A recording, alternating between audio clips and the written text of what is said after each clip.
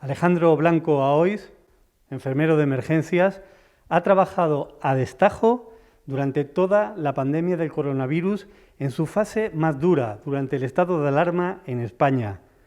Él ha estado en primera línea, en las unidades de cuidados intensivos. Alejandro, ¿qué habéis aprendido de esta pandemia, del coronavirus, de esta infección tan terrible? Saco una conclusión muy obvia desde el principio y es que trabajando en equipo y trabajando todos juntos en un equipo multidisciplinar, ¿no? Junto con los celadores, con los TKs, los técnicos, enfermería, medicina, ¿no? Y en general todo el personal del hospital, voy a incluir a la gente de la limpieza, por ejemplo, porque sobresalga algo que no suele sobresalir, pues se consiguen mejor los objetivos que se buscan, ¿no? Desde el punto de vista clínico, digamos, farmacológico, médico, es una situación muy difícil porque yo nunca había vivido una patología que no tuviera tratamiento y que la gente muriera tan rápido. Pero después, centrándote un poco en los cuidados, ¿no? Que es un poco la especialidad de enfermería, te das cuenta de que no se puede cuidar solamente una persona del equipo sanitario, ¿no? Que al final el cuidado parte desde, como decía, la persona de limpieza hasta, pues, si queremos poner en la otra punta del escalafón al médico, por ejemplo, ¿no? ¿Habéis aprendido todos juntos entonces? Sin duda, sin duda. Hemos aprendido. Una de las cosas maravillosas que estaba pasando en ese momento en el hospital es que todo el mundo sacaba su mejor parte, ¿no? Había seguramente gente que se llevaba mal unos con otros, pero todos estábamos trabajando a una, por así decirlo. La gente que estábamos nueva en el hospital, porque estábamos de refuerzo, pues yo me he sentido súper arropado y muy bien guiado desde el primer momento por la gente que llevaba trabajando durante muchos años allí, que sabía mucho, y, y en ningún momento he sentido, ¿no? el estar solo, ¿no? Frente a un paciente, por ejemplo, o el no saber hacer algo, aunque no supiera hacerlo de verdad, ¿no? Porque éramos un equipo que incluso el técnico, ¿no? En cuidados te decía, no, esto hazlo así, y eran igual técnicas de enfermería, ¿no? Pero él mismo, que llevaba tiempo trabajando allí, pues sabía un poco cómo guiarte para que tú hicieras la técnica bien, lógicamente.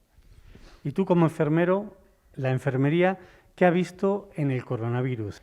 Una de las cosas que he visto es el problema que tenemos como sociedad. Te das cuenta de lo mal estructurado que tenemos los valores en la cabeza y las cosas que de verdad importan, ¿no?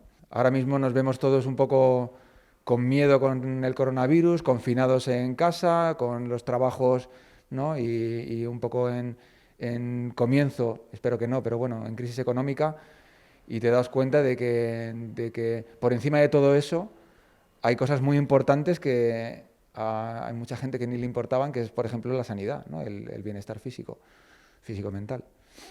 ¿Y tú crees que la sociedad valora suficientemente el trabajo de los profesionales?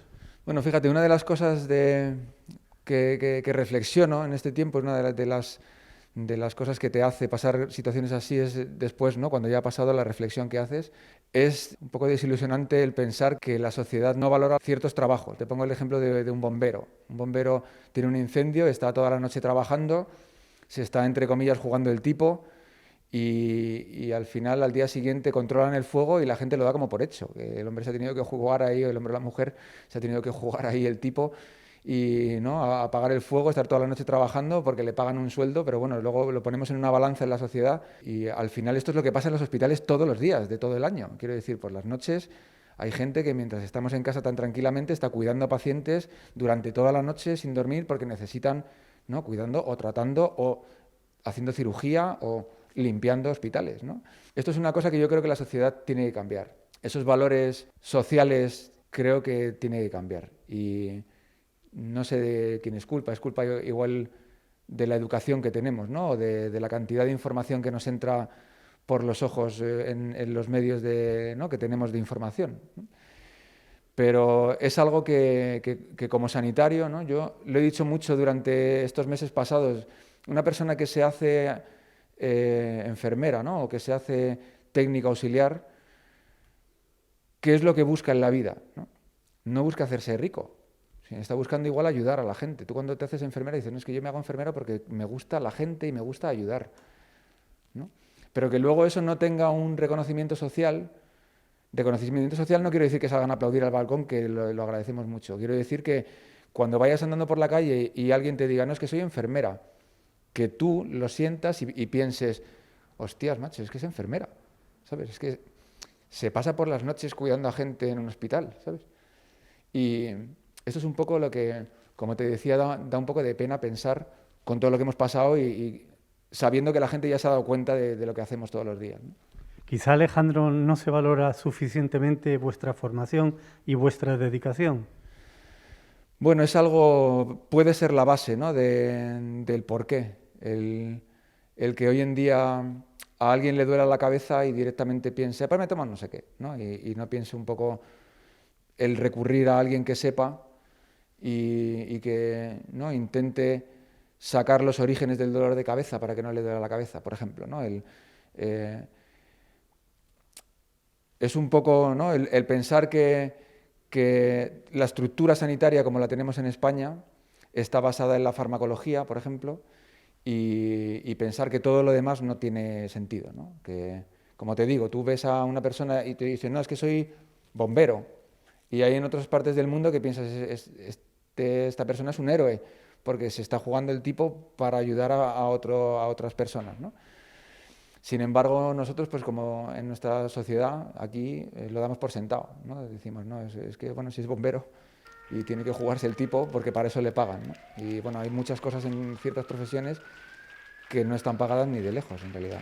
Quiero decir, no se pueden pagar, aunque te pagaran, no estoy hablando de dinero y de sueldo, estoy hablando un poco de reconocimiento social.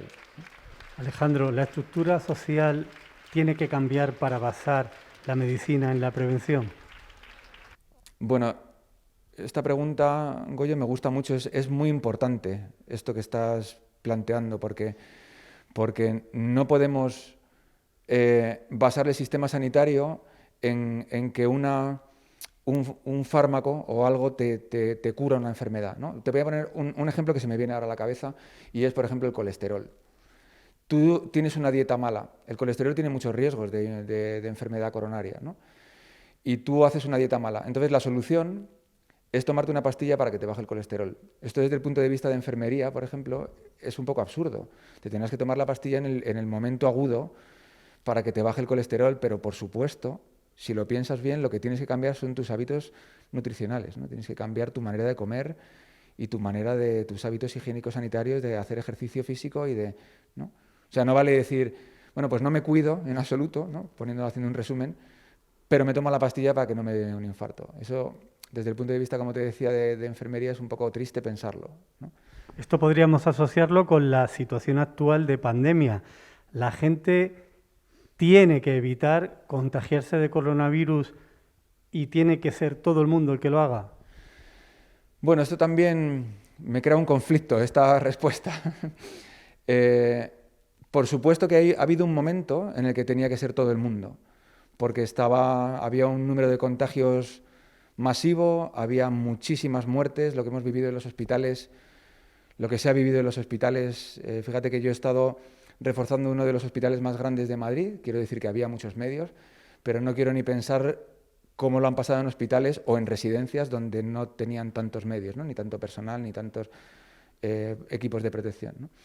¿Todo el mundo se tiene que proteger? Por supuesto. Esta conciencia social que te decía hace un momento es un poco ceder de lo que yo quiero hacer para el beneficio del otro, ¿no? Esto es un poco esa conciencia que te decía social que no tenemos. O sea, quiero decir, esto está en peligro de extinción y parece como que nos enorgullecemos de que no lo tengamos y debería ser al revés, ¿no? Pero con respecto al coronavirus, hay dos tipos de personas. Unas son las que tienen riesgo y otras son las que no tienen riesgo de fallecer, no de contraerlo. Entonces, una enfermedad como el coronavirus se ataca de muchas maneras. Una de ellas es la vacuna, que es la que todo el mundo está deseando, ¿no?, que exista. Pero las más importantes son las medidas de prevención, como decías. O sea, quiero decir, imagínate que yo me lavo las manos como un obseso cada 5 minutos cada vez que toco cualquier cosa. ¿Estoy exento de riesgo del coronavirus? No. Tienes que tomar todas las medidas que hay, ¿no? Imagínate que yo me pongo la mascarilla, pero luego, yo qué sé, me voy no sé qué decirte, a un bar y me meto dentro del bar y somos 200 personas en 20 metros cuadrados. ¿Estoy exento de cogerme el coronavirus porque tengo la mascarilla puesta? No, porque si hay coronavirus dentro de la sala, pues la mascarilla reduce la distancia, a no ser que sea una mascarilla hermética, filtrante, ¿no?, de las que no lleva nadie, ¿no? Entonces, ¿Tiene que hacer prevención todo el mundo? Sí, porque es un bien social, ¿no? Pero hay gente que no tiene que hacer prevención. Hay gente que tiene que estar absolutamente exento de riesgo, que son las personas que tienen más riesgo de fallecer si lo contraen, ¿no? Y ahí que te decía, me crea una doble moral, porque si pienso en la inmunología se basa en exponerte al patógeno. Entonces, cuando haya vacuna, va a haber a gente que la vacunen, pero va a haber a gente que no.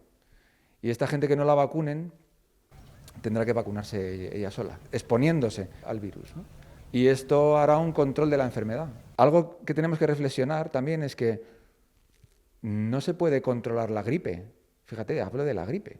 Tú no puedes decir, fíjate, que es una enfermedad conocida y que hasta ahora no nos había llamado mucho la atención, a los que no había llamado mucho la atención a la sociedad, pero no se puede erradicar, no se puede controlar del todo. Quiero decir, siempre va a haber gente que la coja, gente que se inmunice, gente que fallezca, espero que sean los mínimos posibles, ¿no?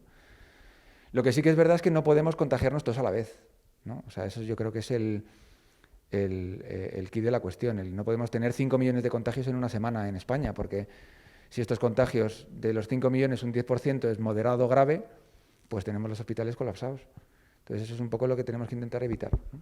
Alejandro, durante la fase más dura de la pandemia, tuviste que ir a un hospital, a un gran hospital de Madrid, a ayudar, a echar todo el resto de lo que tú sabes y de tu experiencia. Normalmente trabajas en la Universidad Complutense. Ahora estamos en una segunda oleada, un poco más pronunciada o más pronunciada, dependiendo de cómo se mire, en Madrid. ¿Qué esperas de esta nueva fase del coronavirus? Bueno, algo que me tranquiliza es que creo y sé, por lo menos del ámbito del entorno que yo conozco, que si ocurriera otra vez una oleada masiva de personas en el hospital, ¿no? Y de necesidad de camas de UCI, por ejemplo, por poner un ejemplo, pues sé que ya sabríamos qué hacer. Quiero decir, ya sabríamos dónde poner las camas, dónde coger los recursos, ¿no?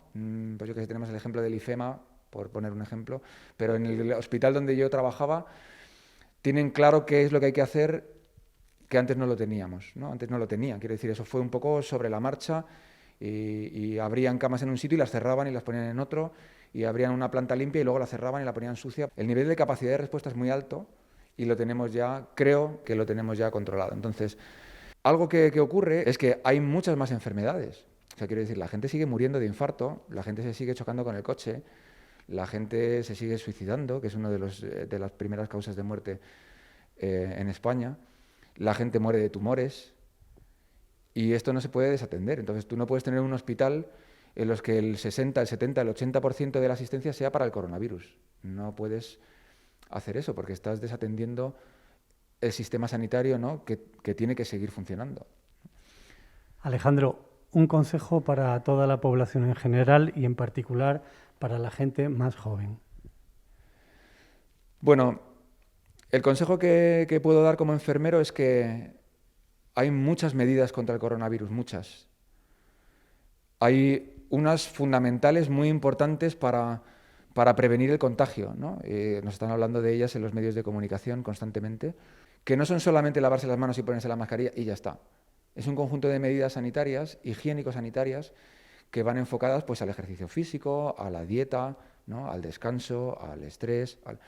Eso es un equilibrio social difícil. Y mi consejo, resumiendo, es que tenemos que emplear un poco la razón y dejarnos guiar por nuestros sanitarios para poder combatir o prevenir la enfermedad.